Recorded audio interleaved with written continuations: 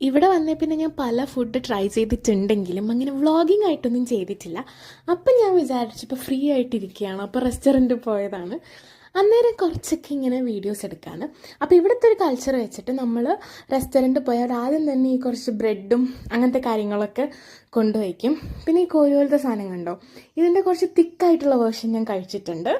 അപ്പോൾ അതെനിക്ക് ഭയങ്കര ഇഷ്ടമാണ്. അത് ഞാൻ ഒരു പ്രാവശ്യം പോയിട്ട് ജസ്റ്റ് ട്രൈ ചെയ്ത് നോക്കിയതായിരുന്നു, ലൈക്ക് സൂപ്പർ മാർക്കറ്റ് കണ്ടപ്പം. പിന്നെയും ഞാനതിങ്ങനെ വാങ്ങിച്ച് വന്നിട്ടുണ്ട്, കാരണം അതൊരു പ്ലെയിൻ ടെസ്റ്റ്, നമ്മുടെ ടേസ്റ്റാണ്, റസ്കൊക്കെ പോലെ ഇരിക്കും. പിന്നെ ഇത് ഞാൻ വാങ്ങിച്ചതല്ല, ഇത് ബീഫിൻ്റെ എന്നൊരു ഐറ്റമാണ്. പിന്നെ ഞാനൊരു വെറൈറ്റി പിടിക്കാൻ വേണ്ടിയിട്ടാണ് ഈ പ്രോൺസ് റൈസ് വാങ്ങിച്ചത്. പക്ഷേ എനിക്ക് അത്ര വലിയ പ്രോൺസിനൊക്കെ കണ്ട എനിക്ക് എന്താ പോലെയാണ്. സോ പ്രതീക്ഷിച്ചത്ര ഒരു എക്സ്പെക്റ്റേഷൻ മീറ്റ് ചെയ്തിട്ടുണ്ടായിരുന്നില്ല.